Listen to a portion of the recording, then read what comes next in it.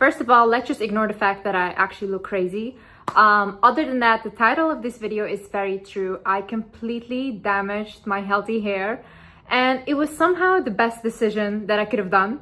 I'm not telling you to go and damage your hair. Please don't do that. That was also not my intention. So what happened? Basically, I had very healthy black hair, and what happened is I just wanted to go blonde, and I wanted to go blonde in one session. Now, if you go from box dyed black hair to blonde, it is damaged to fail because they're gonna bleach it, and with bleach there might be broken off pieces, your hair literally fries up. It all depends on how well your hair is gonna handle it, and my hair didn't handle it well at all. First thing that happened is I had to chop off this length of my hair. It's really long, because when she removed all the foil after bleaching it, guys, I swear to God, that part of my hair looked like it was from horses. You know, horse food that's wet? That's what it looked like. Like, I was shocked when I saw it. It was all like scrunched up like this. So immediately she had to cut this. Also, a lot of breakage. So on this side, as you can see, these short pieces here, they were all long hair, but they all broke off. And that is what I had to deal with because I was so stubborn. This lady told me, she was like, Liz, you're not gonna walk out with hair if you do this. And I was like, I do not care. I just want to have blonde hair. Also, when she cut away these lower pieces, I swear to God, I felt like she was cutting away so much memories of mine. Like, it was such a weird feeling. I started getting tears in my eyes. But honestly, I felt so much lighter afterwards, even though I literally looked in the mirror and I looked at my sister and I was like, oh no, I look like a Karen now. Like, I'm done. I said to Sabina, I'm done. What's the point of life anymore? Let's get into why this was the best decision of my life and how I think it might help some of you guys. So basically, when that happened, I had two choices. I could either be sad and play the victim and be like, oh, what did this woman do to my hair? Or I could think like, how am I gonna fix this? I'll give myself like 3 months to fix this hair because I need to fix this. And luckily for me, I've always had a mindset where when a problem arises, the first thing that I think is, how can I fix this problem? I've been this ever since I was young. I would always see solutions, I wouldn't see problems. Also read a quote today that said, what differentiates successful people is how they react to bad news. It's so true.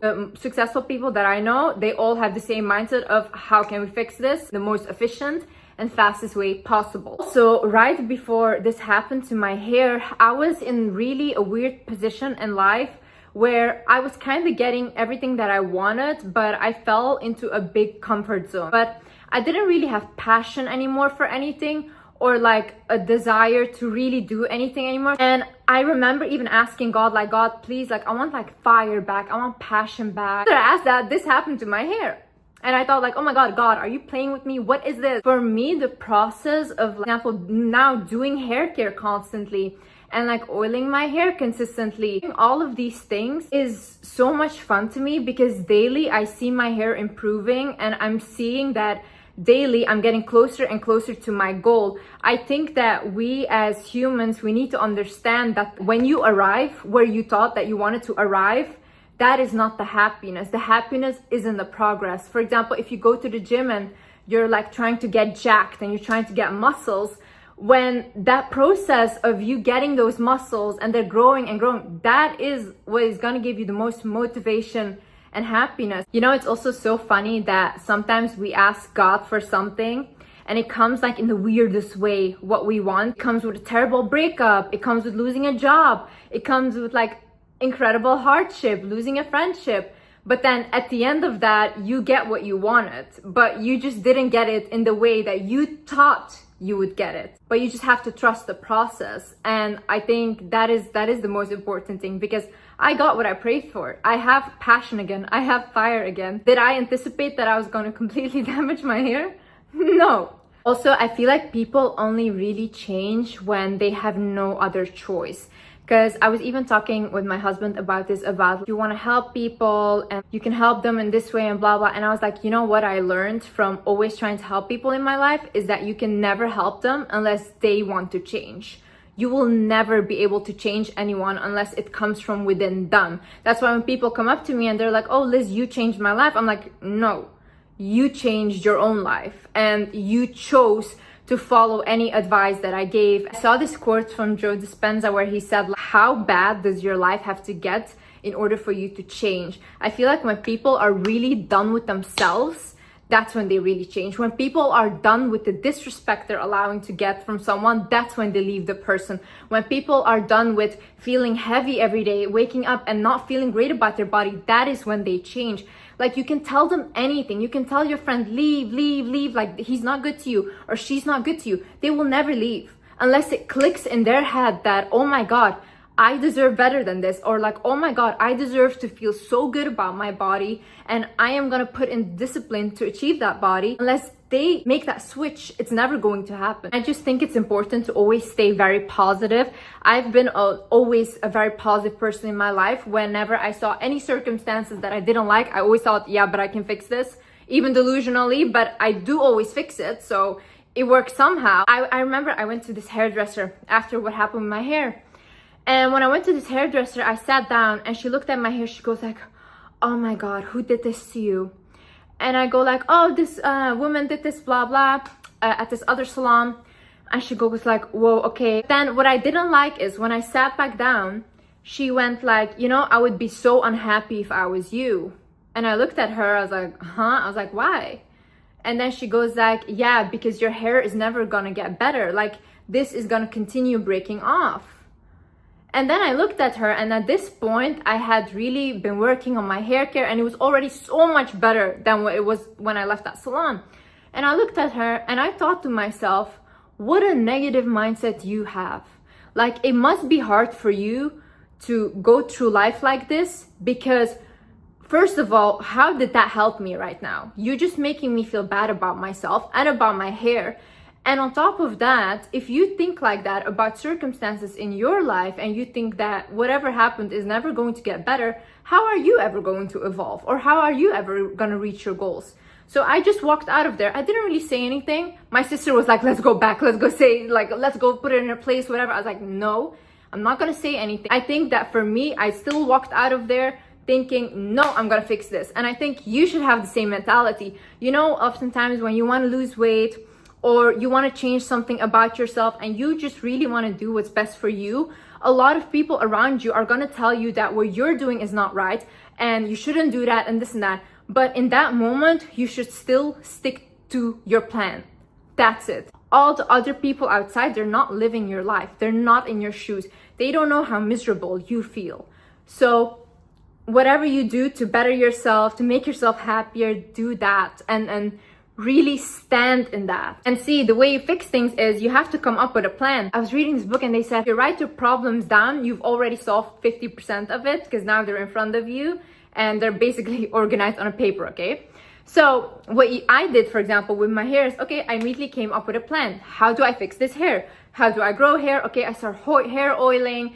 I look into supplements that can grow the hair, or even foods that are beneficial for the hair. And guys, before my hair was damaged, my nails, if I go like this, would break off completely because I wasn't getting enough protein. This one thing that I focus on, see what you should do now, focus on that one thing that you're trying to fix, and then everything else will fall in line, because now everything else is also changing. My skin looks way better, way more glowy. I have more energy during the day. Like, all these other things started to change because I'm focusing on changing one thing. It doesn't have to be that difficult. Consistency is also the biggest key. That's how everything changes, because before I used to do a little hair care, but it didn't really matter because I used to just stop. So I do it for 5 days and then I just stop with whatever hair oiling I'm doing, and I'm like, whatever, move on, I don't care. But now I cannot stop. I just have to do it consistent, because I know otherwise I will never fix this problem. So consistency is what will get you where you need to go. Even if it's a small thing that you do. Let's say you want to go to the gym consistently, and one day you go and you didn't have a great workout, but it was only 10 minutes. Great. Already did 100% more than if you didn't do it. Okay?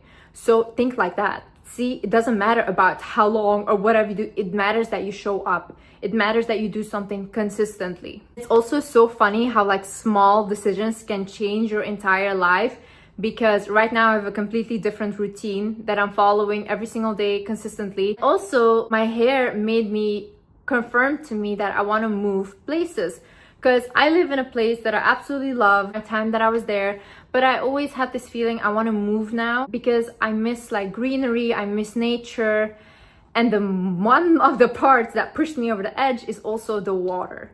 Water, like quality, is very important for your skin and for your hair, and I think that's true luxury, is having good air, it's having good water.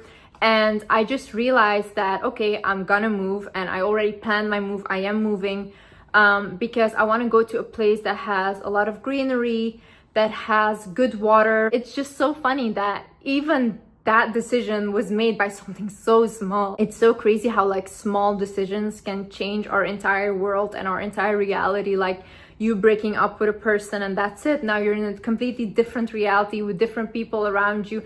And it's even funnier to me that once you end like a relationship or friendship or like work with someone, you never really encounter them anymore. It's almost like they don't exist in this world anymore. I think it's very important to appreciate things in the moment. I never really appreciated that I had very beautiful hair, and people would always tell me like, can you do a hair care routine, or salons would always compliment me on my hair, and I would always think like, it's just normal, my hair is just normal. I wouldn't really think anything of it. But now that I look back, I was thinking, oh no, my hair was very beautiful. I think it's important to appreciate the things that we have now and be grateful for it. They often say that, you know, when you're healthy, you have all these goals, and when you lose your health, your only goal is to get healthy. And yeah, I think that every day we do have things to be grateful for, and instead of looking at the negative things, we can also mention things to be grateful for so that they can amplify. You know, the more problems you seek out on a daily basis that you have, the more those problems will amplify. But if you wake up your day and say, oh, it's such a beautiful day and I had great sleep and thank you God for giving me great sleep, you will have more of that, and you'll have a more blessed heart. I think it's important to stay being kind to yourself, and also just, you know, compliment yourself and say like, I love you, my beautiful body, I love you, my beautiful hair, I love you, my beautiful heart, you know. And especially compliment your heart, guys, because I feel like a lot of you guys have such a pure heart, and there isn't a lot of that in the world. I see a lot of people that are very hate driven and have a lot of hate in their hearts. So if you have a heart that really just wants to do good in life, of course you're not perfect, but your intention is to do good in life, then I think you should really compliment yourself for it, and just be like, you know what, I'm happy I don't understand the people that do me dirty. I'm happy that I don't understand people that hate, because you don't have to carry all that hate to bed at night, and they do. So yeah, I think that's very important, to compliment yourself and to be kind to yourself and to others. Anyways, guys, I love you so much. I hope this helped. And yeah, I love you guys so much, and I'll see you in the next video. Bye bye.